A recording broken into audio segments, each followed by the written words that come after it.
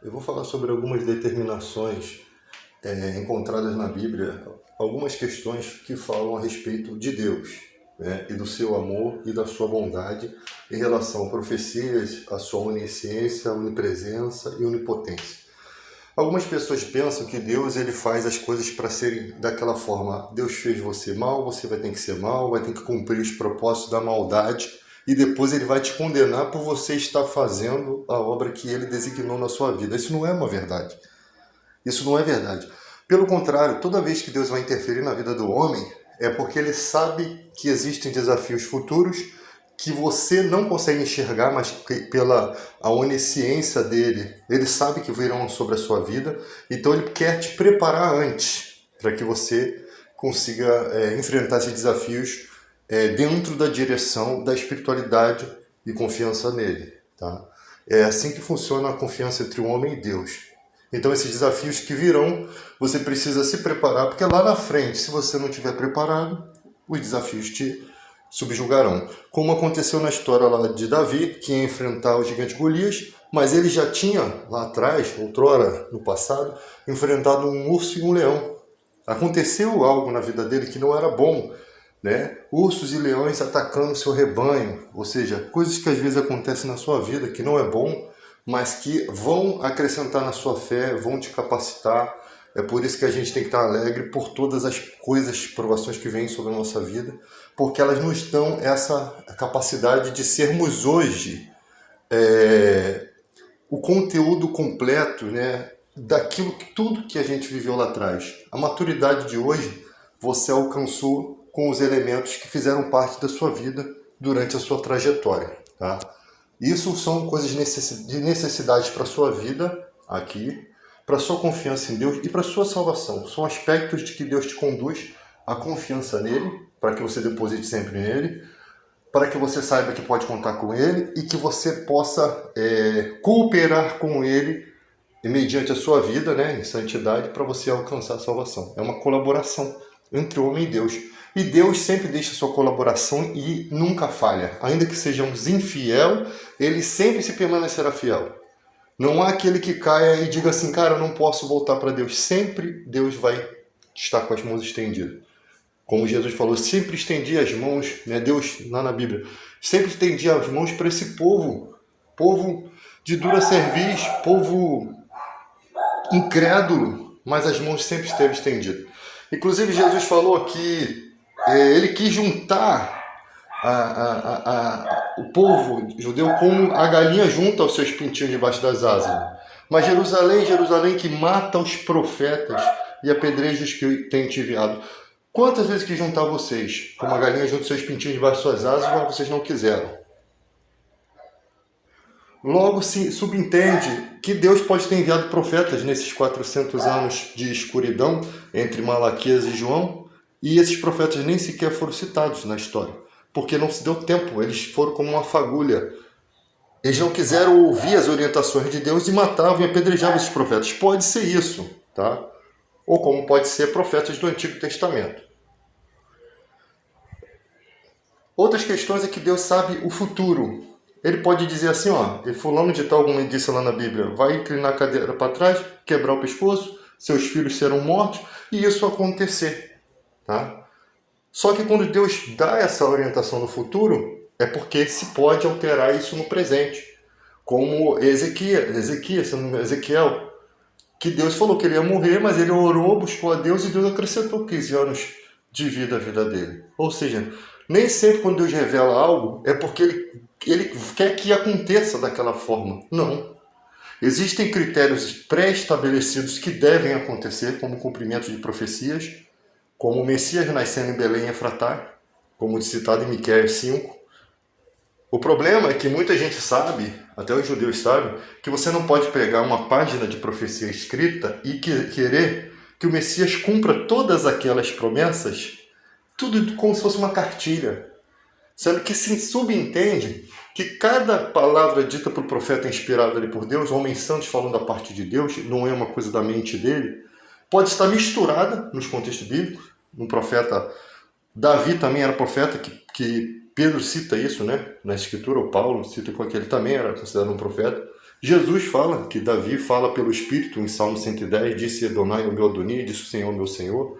Ali fala que o Messias seria sumo sacerdote da ordem de Melquisedeque, mudando-se o sacerdócio, muda-se a lei também. Então depois vocês estudam essa parte aí. E ali você tem uma questão de que Deus ele não fala com uma cartilha. Um profeta fala um pouco aqui, um pouco ali, um pouco lá. Lá no Salmo 22 tem Jesus clamando na cruz, Salmo 21, as vestes dele sendo repartidas pelos soldados, as mãos e os pés sendo furadas. Ou seja, uma profecia pode ser algo que está acontecendo na face da pessoa que está ali. Ela não sabe que ela está salmodiando, cantando ou falando algo, mas ela é inspirada por Deus, ela fala algo espiritual que Deus quis colocar na história. O fato está acontecendo ali, como aquele que comia na minha mesa se levantou contra mim o calcanhar. E isso representa Judas Iscariote lá na frente.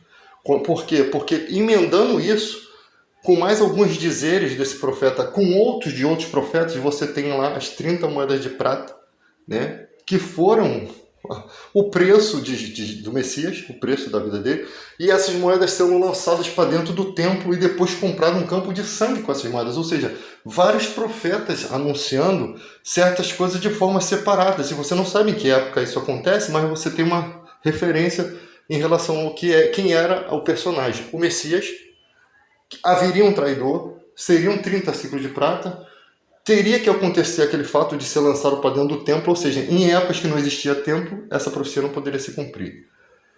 Essas moedas deveriam ser compradas um campo de sangue, né, um cemitério. Então, tipo assim, são profecias que vão ocorrendo de acordo com o que os profetas disseram. Ou seja, Deus, conhecendo o futuro, revelou-se de forma fragmentada, não posso dizer assim, as suas profecias. É assim que funciona. Então você não queira... O cara fala assim, o Messias não cumpriu todas as profecias. Olha, como não? Pode ser profecias que estão em determinadas épocas. Nascimento, outra para a volta dele, até porque o mundo não acabou. Ainda tem profecias para serem desenroladas. Não chegamos no fim do mundo. E muitos judeus sabem disso, mas eles não têm argumento, eles usam do argumento que eles sabem no consciente deles que não funciona dessa forma. Mas eles pensam que podem enganar os mais incautos, né? A massa, as pessoas que não estudam, as pessoas que não têm esse conhecimento. Então, eu quero ver o Messias, o Mashiach nascer em Belém Efratá, se essa cidade não existe desde o primeiro século. Eu quero ver isso acontecer. Ainda tem uma profecia lá que Deus entrará em juízo contra Israel porque eles confiaram mais no seu poderio bélico, lá em Miqueias 5, né? São duas profecias, o nascimento do Messias, e tem mais essa, que não é da mesma época. Porque naquela época Israel não tinha poderio bélico. Estava sujeito, no nascimento do Messias ali, ele estava sujeito ao Império Romano. Que profetas é esse que eles apedrejaram? Por que Deus preferia curar Naamã, lá na Síria, inimiga de Israel, e dar comida para a viúva de Sarepta, e não das viúvas de Israel? Se havia profeta em Israel, havia profeta de Deus para fazer aquilo. Foi por causa disso que Jesus quase foi apedrejado. Então Jesus vem como um juiz, está lá no texto. Ele seria como um juiz. Ele é sumo sacerdote da ordem mais excelente, que é a ordem de Melquisedeque. Por isso que Abraão deu o dízimo e foi abençoado por Melquisedeque. E Melquisedeque interfere naquela luta exatamente quando Abraão pega 300 de seus homens para lutar ali, para poder libertar o seu sobrinho Ló. E ali, o que acontece?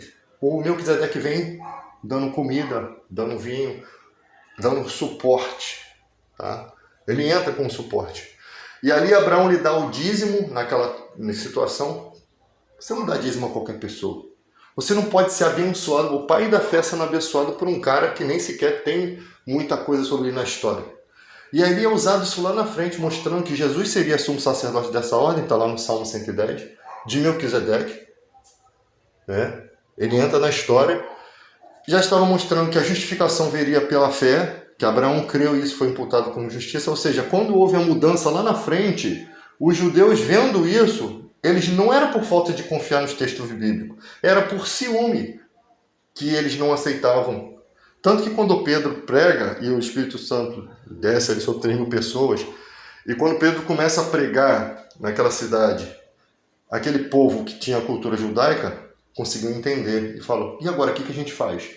Arrependei-vos e cada um seja batizado em nome de Jesus para a remissão dos pecados. E ali começam certas orientações. Olha, dificilmente um judeu ia dar o braço a torcer se não tivesse realmente visto. E diz também que muitas autoridades da sinagoga creram que Jesus é o Messias. O próprio Jesus disse isso. Mas não confessavam ele abertamente, porque tinham medo de perder seus lugares na sinagoga. Eles amaram mais o presente século do que o seu próprio Messias, que era a coisa mais importante desde a sua infância. Era o que eles aprendiam sobre a lei, que viria esse Messias. Então você tem várias coisas acontecendo ao mesmo tempo. E por que aquele povo não enxergou? O profeta disse que eles vendo não veriam. Será que era a vontade do profeta que eles fossem cegos? Não, não era. É porque Deus foi lá no futuro e viu que aquele povo seria incrédulo. E trouxe para o profeta que eles viriam, mas não acreditariam. Por quê? Porque o povo não se sujeitou à vontade de Deus. Jesus reclamou sobre o Corban, que era um acordo que as pessoas não queriam nem ter obrigação de cuidar dos seus pais na sua velhice. Jesus falou uma série de hipocrisias que eles cometiam. Ou seja, se Jesus viesse e estivesse seguindo as leis de Moisés corretamente, né, como eles se julgavam, e eles enxergariam o Messias, não só enxergariam, mas também aceitariam eles e mudaria a história do mundo. O templo talvez não seria destruído, não seria dessa forma. Eles não precisavam lutar contra os romanos. Deus ia conseguir subjugar os romanos de alguma forma e dar o poder nas mãos dele, entregar o poder nas mãos dele. Mas o que aconteceu? Eles, por rejeitarem o Messias, rejeitaram os profetas que o Messias mandou. Né? E Jesus mesmo falou: como é que vocês pensam que... De quem vocês pensam que o Messias é filho? É de Davi. Mas já Davi chamou ele de Senhor. Davi chamou de Senhor. Como ele pode ser seu filho? Lá no Salmo 110, disse Adonai o meu Adoni: assenta-te à minha direita até que eu ponha seus inimigos crustados aos seus pés. Esse texto não pode ser referente a Davi, porque Davi não tem condições de estar à direita de Deus. Ele matou Urias, ele tomou a mulher de Urias, como é que ele vai estar à direita de Deus? Ele não era um homem tão santo a ponto de Deus o conceder de estar à direita dele. Porque o primeiro Senhor ali é Adonai, é Javé, é o tetragrama. A palavra é impronunciável. Então o texto, e ali mostra que esse Messias seria sumo sacerdote na ordem de Melquisedeque, não podia ser Davi. Por quê? Porque ele seria sumo sacerdote eterno e Davi morreu, ele não é eterno. Jesus sim é eterno. Então os textos ali atribuem ao Messias, é muito bem simples, isso é explicado em Hebreus, isso é explicado por Pedro, por Paulo, tudo no Novo Testamento tem essa situação que você pode pesquisar. Então é bem isso. Agora, mas tem erros da Bíblia, mas tem isso. Gente, a fé nos alcançou hoje, no século XXI.